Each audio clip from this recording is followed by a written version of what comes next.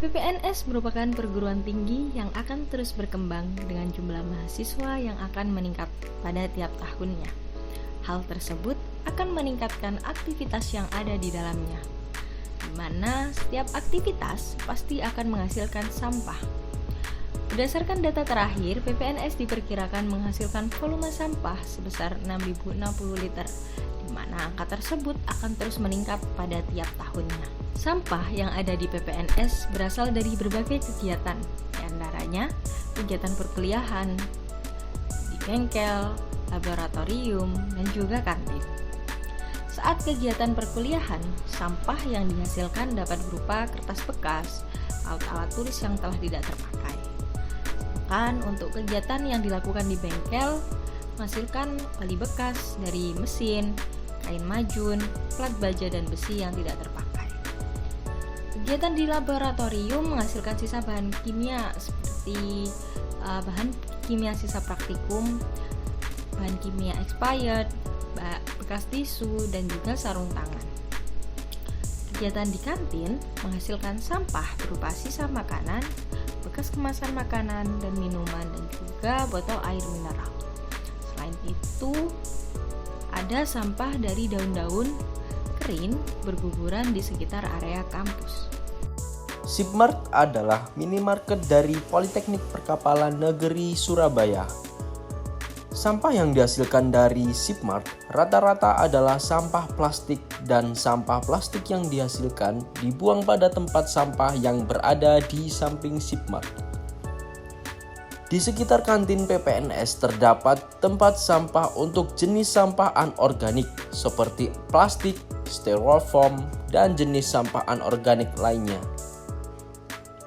Untuk sampah sisa makanan yang di kantin, sampah sisa makanan nantinya akan dikumpulkan oleh petugas kebersihan yang ada di kampus PPNS.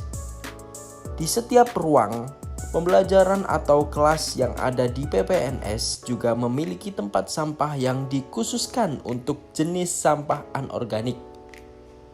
Selain Sipmart, kantin, dan ruang kelas, di parkiran juga terdapat tempat sampah. Untuk tempat sampah berwarna kuning dikhususkan untuk jenis sampah organik. Sedangkan untuk tempat sampah berwarna biru dikhususkan untuk jenis sampah anorganik.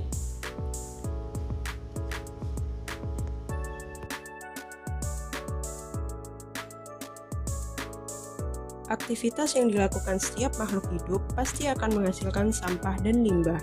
Limbah cair B3 di Politeknik Perkapalan Negeri Surabaya, khususnya laboratorium, bersumber dari kegiatan perkuliahan dan penelitian. Jenis limbah B3 yang dihasilkan oleh berbagai aktivitas di lingkungan PPNS terdiri dari limbah B3 cair dan limbah B3 padat. Jenis limbah B3 yang dihasilkan oleh berbagai aktivitas di lingkungan PPNS terdiri dari limbah B3 cair dan limbah B3 padat. Tahapan dari pengolahan limbah B3 yang ada di PPNS terdiri dari 1. Pengumpulan, 2. Pemilahan, 3. Pengangkutan, dan 4. Pengolahan yang dilakukan di pihak ketiga.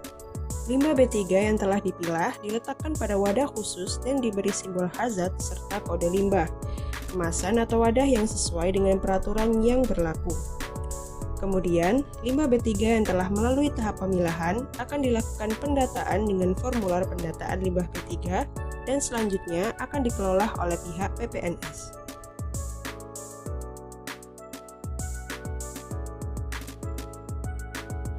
Bengkel merupakan salah satu tempat penghasil limbah B3 di PPNS. Kegiatan yang dilakukan di bengkel PPNS seperti pengelasan, pembuatan dan perawatan kapal, mesin, dan lain-lain. Limbah yang dihasilkan di bengkel PPNS berupa sandblasting hasil dari kegiatan perawatan kapal, kemasan bekas B3 berupa jerigen, oli bekas, kaleng bekas aerosol, kain majun, dan kaleng kemasan bekas tinta atau cat. Limbah B3 yang dihasilkan perlu dikelola dengan cara dipisahkan berdasarkan karakteristiknya.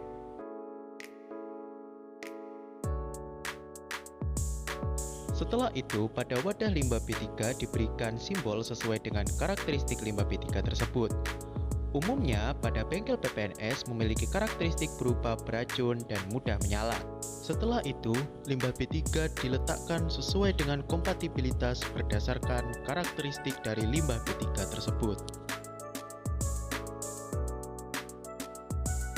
Limbah B3 tidak boleh langsung dibuang ke lingkungan. Perlu adanya pengelolaan dan pengolahan lebih lanjut oleh pihak ketiga agar tidak mencemari lingkungan. Setelah sampah dipilah, sampah kertas dan botol dikumpulkan di bank sampah. Sampah yang dikumpulkan di bank sampah akan diproses oleh pihak Politeknik Perkapalan Negeri Surabaya atau PPNS. Limbah organik seperti sisa makanan akan dimanfaatkan menjadi kompos atau pupuk organik cair. Proses pembuatan tersebut dilakukan di rumah kompos PPNS. Berikut lokasinya.